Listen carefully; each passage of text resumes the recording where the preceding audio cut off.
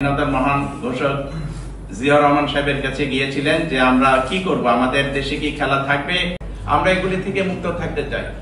ক্রিকেটের মতো এগিয়ে যাবে। ক্রিকেট কোনো গোষ্ঠীর নয়, এই যে বাংলাদেশের ক্রিকেটটা কোনো দলের নয়, ক্রমের ভিতর বিস্তর তফাৎ আছে। এটা জাতীয় নির্বাচনের ক্ষেত্রে যেমন, এটা ক্রিকেট বোর্ডের নির্বাচনের ক্ষেত্রে একই জিনিস কিন্তু, এবং সেটা অক্টোবরের প্রথমে অথবা সেপ্টেম্বরের শেষে আমরা চাই যে এটা নির্বাচন অনুষ্ঠিত হোক। এটা করতে পারবেন না এমনও সংগঠক আছে যে তার বাড়িঘর বিক্রি করে দিয়েছে, তাদের স্ত্রীর গয়নাগাটি বিক্রি করে দিয়েছে, তারপরেও খেলার এই সংগঠকের থেকে নাম প্রত্যাহার করেনি। আজকে এই প্রেসের সাথে মত বিনিময় সভার সম্মানিত সভাপতি, মঞ্চে উপবিষ্ট বিভিন্ন ক্লাবের কর্মকর্তাবৃন্দ এবং আমার সামনে দেশের ক্রিকেটকে এগিয়ে নেওয়ার জন্য যারা নিরলস কাজ করে যাচ্ছেন, সেই প্রিন্ট ও ইলেকট্রনিক মিডিয়ার সম্মানিত সাংবাদিকবৃন্দ, আসসালামু আলাইকুম।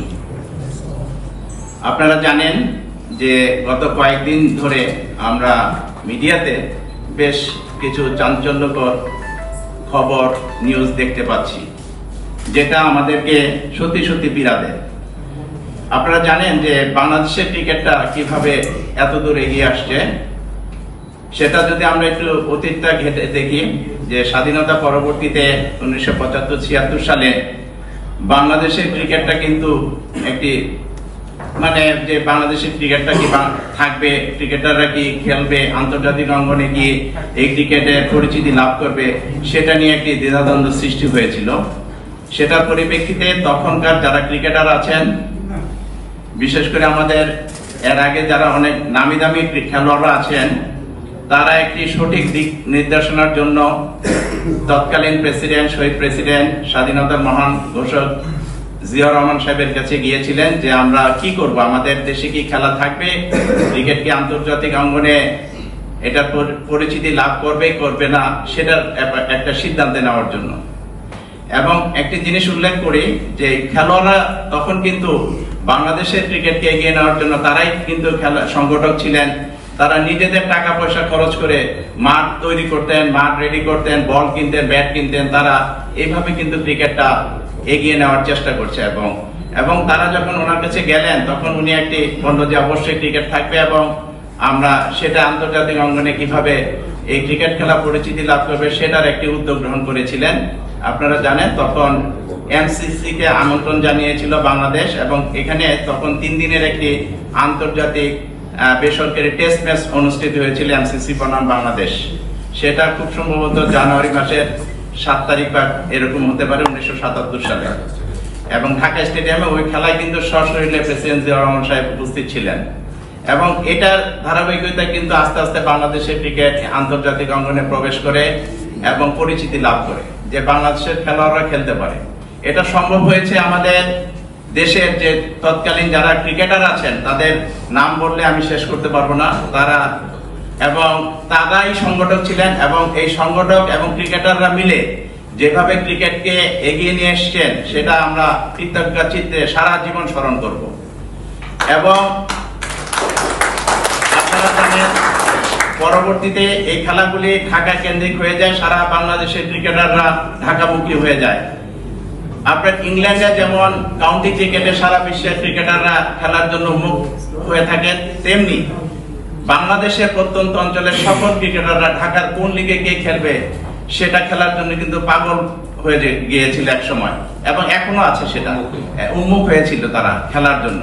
এবং আপনারা দেখেন যে আমাদের সংগঠকরা কিভাবে দেশের প্রত্যন্ত অঞ্চল থেকে ক্রিকেটারদের সংগ্রহ করে তাদেরকে বিভিন্ন ক্লাবে, অর্থাৎ এখানে কোয়ালিফাইং ম্যাচ হয়, division, second division, first division, premier league, প্রত্যেকটা লিগে কিভাবে খেলোয়াড়দের এনে প্রচুর টাকা অর্থ ব্যয় করে তারা কিন্তু এই খেলাকে এগিয়ে নিয়ে গিয়েছেন। এবং এখনো সেটার কিন্তু ধারাবাহিকতা আছে। এবং যদি এই সংগঠকরা এই ক্রিকেটের হাল না ধরতো, তাহলে ক্রিকেট কিন্তু এই পর্যন্ত আসতো বলে আমার বিশ্বাস হয় না। কারণ ক্রিকেট মুখ থুবড়ে পড়ে যেত। এটা ক্রিকেটের অন্তত ব্যয়বহুল খেলা, রাজকীয় খেলা আমরা বলি, এবং এটা চালাতে গেলে প্রচুর অর্থের প্রয়োজন হয় ক্লাবগুলি। সেটা কিন্তু আমাদের ক্লাব সংগঠকরাই কিন্তু এটা দিয়ে থাকে সবসময়। এই টাকার প্রচুর টাকা যেটা দরকার হয় প্রয়োজনটা তারাই মিটিয়ে থাকে কিন্তু। এটা কিন্তু টাকার অঙ্কে কিন্তু অল্প নয়, প্রচুর কোটি কোটি টাকা। সুতরাং তারপরেও তারা কি চায়, এই ক্লাব সংগঠকরা কি চায়? ক্লাব সংগঠকরা চায় যে তার একটা সম্মান হিসাবে পিসিবিতে একটা নির্বাচন হয়, সেখানে কাউন্সিলর হয় এবং সেখান থেকে 12 জনের একটি ডাইরেক্টরস প্যানেল নির্বাচিত হয়, এটাই তো।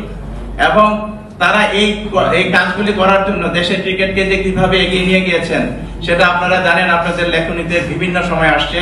আপনাদের যে সাংবাদিকতার যে লেখা, এটা দিয়ে কিন্তু ক্রিকেট কিন্তু অনেক এগিয়েছে। কিন্তু বর্তমানে যে জিনিসগুলি আমরা দেখছি যে কিছু কিছু এমন সব জিনিস আসছে ক্রিকেট সংগঠকদের বিরুদ্ধে বা বিভিন্ন রকম লেখালেখি, সেটা অবশ্যই কাম্য ছিল না। আমরা চাই ক্রিকেট একটি সুন্দর খেলা, ভদ্রলোকের খেলা, এবং অনেকের অনেক ব্যক্তিগত সমস্যা থাকতে পারে, কিন্তু ক্রিকেটের জন্য তারা কি করেছেন বা আমরা কি করছি বা সংগঠকরা কি করছে, আম্পায়াররা কি করছে, গ্রাউন্ডসম্যানরা কি করছে, ক্রিকেটের সংশ্লিষ্ট সবাই কি ধরনের অবদান রাখছে আপনাদের সহ, সেটা কিন্তু আপনারা সহজেই এটা অনুমান করতে পারেন।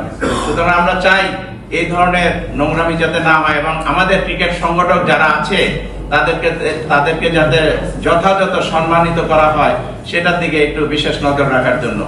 কারণ হলো আপনি দেখেন, যদি আমাদেরকে অপমান করা হয়, আমাদের নিয়ে লেখা হয়, আমাদের সমালোচনা হয়, ক্ষতিটা কি হবে জানেন? ক্রিকেটটাই কিন্তু ক্ষতিগ্রস্ত হবে। আমরা এগুলি থেকে মুক্ত থাকতে চাই। ক্রিকেটের মতো এগিয়ে যাবে। ক্রিকেট কোনো গোষ্ঠীর নয়, এই যে বাংলাদেশের ক্রিকেটটা কোনো দলের নয়, এটা 18 কোটি মানুষের ভালোবাসার জায়গা।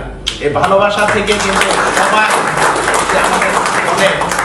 আমাদের দলের পারফরমেন্স ভালো হলে সবাই কিন্তু হাসে, দেশ হাসে, সবাই কিন্তু খুশি হয়। এর থেকে বড় পরিচিতি বাংলাদেশে মুক্তিযুদ্ধের পরে, 71 সালের মুক্তিযুদ্ধের পরে কিন্তু সবচেয়ে ভালো পরিচিতি লাভ করছে এই ক্রিকেট খেলা, এবং সারা বিশ্ব বাংলাদেশকে চিনেছে এই ক্রিকেট খেলা দিয়ে।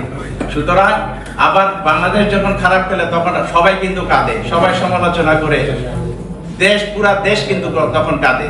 সুতরাং আমরা চাই এই ক্রিকেটটাকে তার যথাযথ স্থানে রাখা এবং যারা সংগঠক আছে তাদের যে সম্মান সেটা যাতে অক্ষুণ্ণ থাকে।